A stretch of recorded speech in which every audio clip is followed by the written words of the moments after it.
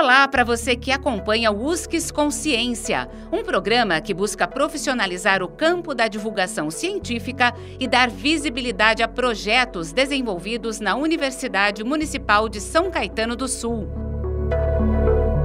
O USCS Consciência foi criado para conectar ciência e sociedade e se dedica à prática de divulgação científica a partir dos meios de comunicação em diferentes formatos e linguagens. Eu sou Arquimedes Pessoni, jornalista, e no programa de hoje você conhecerá um pouco mais do trabalho O Clima Escolar na Perspectiva dos Gestores de Escolas de Período Integral da cidade de São Caetano do Sul. Conosco a sua autora, a pedagoga e mestre em Educação pela USCS, Alexandra de Jesus Auger. Alexandra, muito obrigado pelo seu tempo e bem-vindo ao programa.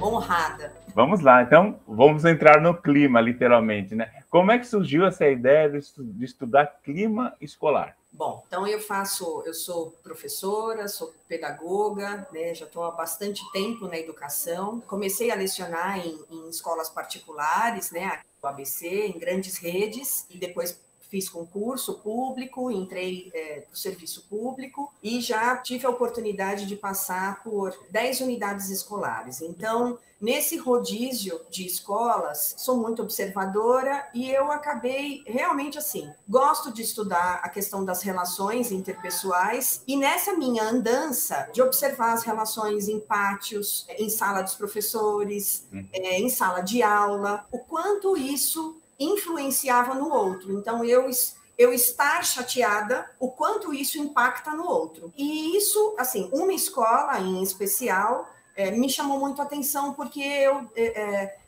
eu tinha uma boa parte do meu dia que era dedicada a isso, era dedicada às relações, então e normalmente em conflitos, né? Inicia num conflito, para que as coisas caminhem e fluem, você precisa parar e ouvir. Ouvir, é uma escutativa e com diálogo se resolve. Então, a ideia de estudar e verificar se isso tinha fundamento realmente, eu sou maluca, ou isso de fato impacta no dia a dia, sobretudo nos alunos. Então, você estar em sala de aula, finalizar uma aula, entrar um outro professor. Então, às vezes, tem um professor que está bacana e tem um outro professor que não está tão legal. Professor, ser humano. E chega, às vezes, para trabalhar que não está legal.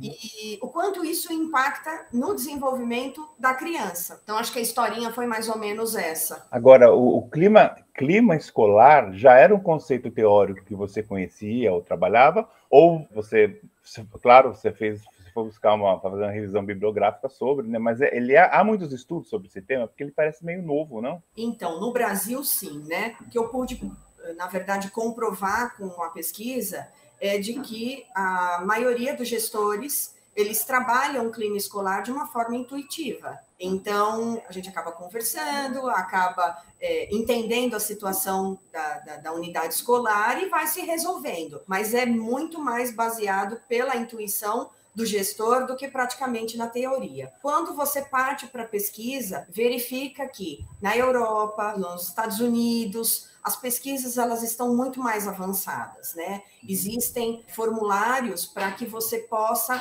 avaliar o clima escolar do seu espaço. Então, entre o grupo de professores, entre o grupo de alunos, entre o grupo de funcionários. Então, você tem como ter palpável qual é o clima da sua escola. E, em cima disso, estabelecer um plano de ação. Então, no Brasil, isso é novo. Nós temos um grupo que é novo, né, inicial na Unicamp. Fui fazer curso com o professor Adriano. E aqui no Brasil isso está engatinhando, mas já existe. Ótimo. Você está na vanguarda. Agora você optou por estudar a realidade de São Caetano. Havia muitos documentos da rede que se referiam diretamente a clima escolar e quais os documentos que você estudou para a primeira parte da sua pesquisa? Então a gente acabou escolhendo 2 grandes documentos, né? Então eu sou servidora pública aqui do município, então essa foi uma das primeiras escolhas, porque eu poderia atuar, né? Eu estou aqui vivenciando isso, e escolhemos o regimento escolar, que é um documento que é do município, né? Ele foi elaborado pela Secretaria Municipal de Educação, juntamente com alguns gestores na época, um documento de 2014, e nós tínhamos um documento orientador para a realização do projeto político-pedagógico. Então, estudamos esses dois documentos. E tinha alguma referência ao termo clima lá ou estava subentendido?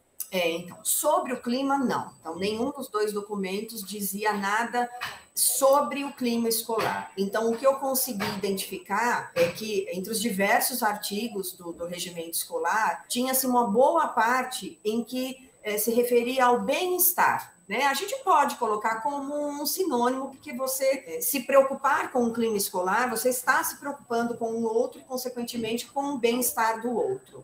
Mas específico, não. Então, você encontra na parte de discentes algo relacionado ao bem-estar, na parte dos docentes, nas atribuições de alguns funcionários. Então, se não me engano, eram 41 artigos que mencionavam algo relacionado ao bem-estar, à qualidade, mas nada referente ao clima escolar. E o documento norteador para as orientações para o PPP também se falava uma coisa ou outra sobre o bem-estar, mas nada sobre clima escolar. Bom, então não satisfeita com a sua pesquisa documental, que revelou poucas informações, né, que você procurava, você resolveu entrevistar profissionais da rede para falar sobre o tema, né? Quem que você entrevistou e como é que foi o processo?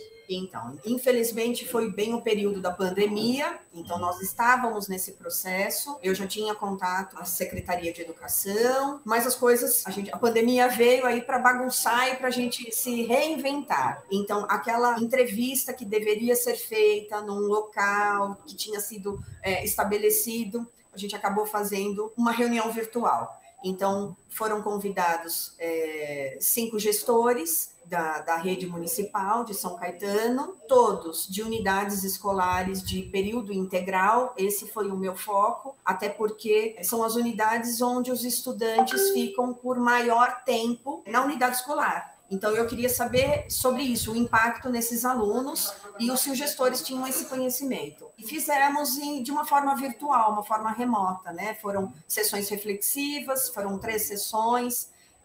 Então, teve o convite, teve a aceitação do convite e houve esses 3 momentos de estudo, né? Foram sessões reflexivas que fizemos. E quais são os seus achados de pesquisa? Já que no documental não tinha tanta coisa, o que as entrevistas se revelaram? Então, primeiro que a sessão reflexiva não é, né? A gente considera que é uma troca, né? Uhum. Então, eu perguntava o que eles achavam e eu trazia um pouco da teoria. Então, foi essa troca. De fato, eu acabei confirmando que tudo que acontecia, né, por mais bem intencionados que os gestores eram, tudo acontecia de uma forma intuitiva. Então, puxa, não tá legal, estou percebendo aquele porteiro que está sempre com um sorriso nos lábios, não tá legal, deixa eu chamar para conversar. E aí você descobria que as coisas não estavam indo bem, fora dos muros da escola. Né? Estou vendo aqueles 2 professores que estão se estranhando. Deixa eu tentar, na reunião pedagógica, fazer a leitura de um texto e aí abordar para ver o que acontece. Tudo era de uma forma intuitiva. Bom, aí com base nos seus achados, você propôs um produto, uma intervenção, que você chama de encontro formativo, né? Fala um pouco sobre esse produto, se você conseguiu já aplicar, o que as pessoas acharam, além da banca, óbvio, que te aprovou e te indicou para a entrevista, mas assim, as pessoas que participaram conheceram esse produto? O encontro formativo, que como foi idealizado, que seria com todos os gestores da rede, infelizmente ainda a gente não conseguiu fazer porque estamos retornando da pandemia e isso ainda vai ser organizado.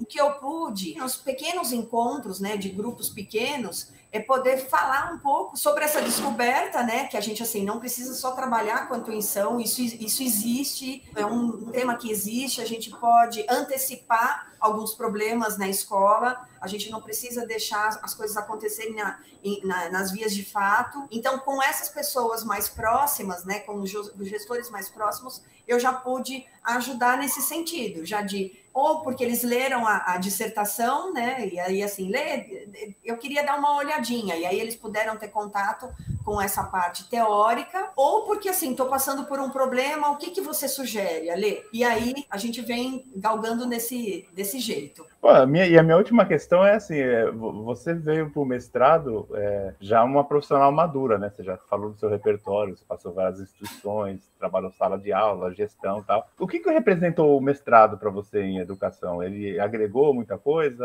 E o que acontece com a Alexandra a partir de agora? Olha, professor, é um divisor de águas, né? Na verdade, você entra com aquela inquietude, em alguns momentos você se desconstrói, você fala, não, acho que o que eu pensava não é isso. E aí, conforme você vai avançando e você vai lendo, você vai se identificando com alguns autores, né, com alguns pensamentos, você fala, não, puxa, isso confirma o que eu tinha pensado. Mas é um momento de renascimento, porque você vai e volta por vários meses, né? Você fala, bom, agora acho que está indo. Aí o orientador diz, tá legal, mas não é bem aquilo. Olha, a gente vai tirar esses 2 capítulos e você refaz. Fala, ai, não, vou desistir.